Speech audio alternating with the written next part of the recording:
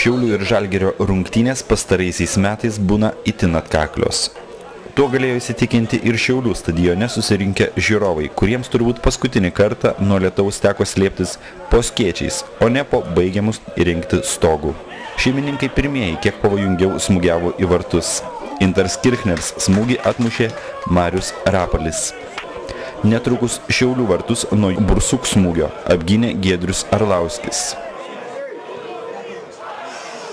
Dar kartą vartininkas buvo savo vietoje po Igorio Morino smūgio galva.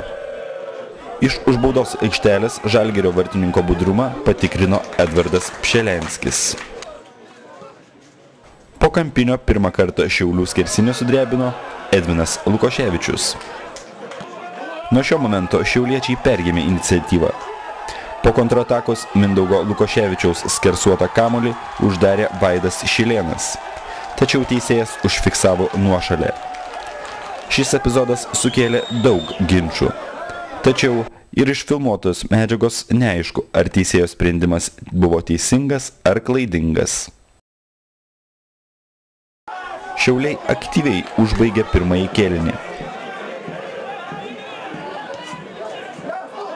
Nesėkmingai smūgiavo Gediminas Timinskas.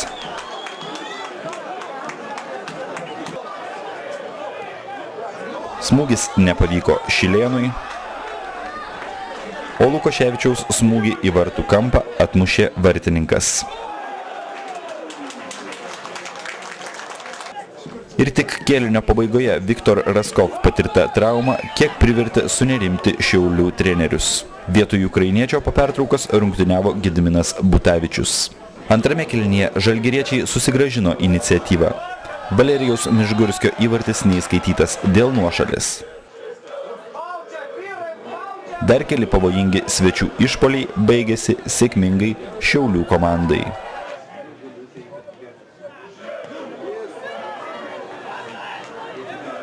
Po baudos smūgio antrą kartą į skersinį pataikė Edvinas Lukoševičius. O už Deivido Lunskio pavojingą žaidimą skirto laisvo smūgio į Šiaulių vartus Žalgirio futbolininkai nesugebėjo išnaudoti. Šiauliai į atakų laviną atsakė keliais pavojingais išpuoliais. Jaunasis Saimonas Brukšaitis iš labai aštraus kampo pataikė į virpstą. Po Lunskio smūgio galvą dalis žiūrovų jau ėmė džiaugtis įvarčiu. Deja, kamuolys į vartus nepataikė. Labai pavojingos kontratakos pratęsti nepavyko Mindaugui Lukoševičiui. Baigiantis rungtynėms dar vieną progą turėjo Edvinas Lukoševičius. Tačiau iš kelių metrų jis sugebėjo pataikyti į virpstą. Nulinės, tačiau karingos lygiosios. Buvo tikriausiai labai sunkios rungtynės. Su Žalgiriu visą laiką būna sunkios varžybos, ypač jie dabar prie lyderių, taip kad jo, buvo sunkios. Ar buvo papildoma motyvacija, kad Žalgiris kovojo dėl aukso, atimti iš jų taškus? Žinoma, kiek visi vyrai stengiasi ir ypač su tokiom galingom komandom visi stengiasi kuo geriau sužaisti ir kuo geriau pasirodyti, čia yra stimulas. Taip kad su Žalgiriu tikrai visi norėjo laimėti ir kaip matėm, turėjom ir progų visko, bet fortūnos gal nėra ar kaip, bet ir jie turėjo ir mes turėjom progų, bet gavos taip, kad lygios. Patsimušė įvartį, kaip manai, tavo nuomonė buvo nuošalė ar ne? Mano nuomonė, kad nebuvo, nes bėgau tikrai iš gilumos ir iš tarp dviejų žmonių išlindęs padariau patkatą ir įmušau įvartį, tikrai nemanau, kad buvo nuošalė.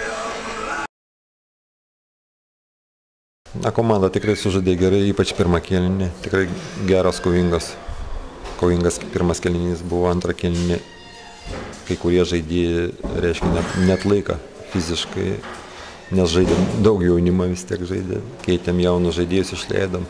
Nebuvo tokia kolektyvinė daug žaidimo, daugiau jie atakavo, bet neblogas kontratakas padarydavom antram kėlinį. Tai aišku rezultatas, kaip pasakyti, patys esam kalti, kada neišnaudojom tiek momentų ir aš manau, čia buvo labai 2 taškai svarbus, kurie praradom. Ką, žiūrėsim toliau, ką daryti. Gal komanda buvo prieš atvažiuodama į Šiaulius nusiteikusi?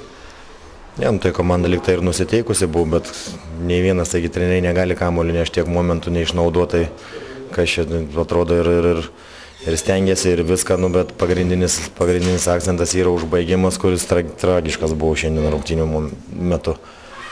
Ar kova dėl aukso baigta? Nu, aš galvoju, kad baigta, nes visi rodo rezultatą ir pagalbos iš visų pusių, tai man atrodo, kad baigta yra kova. Žiūrėsim.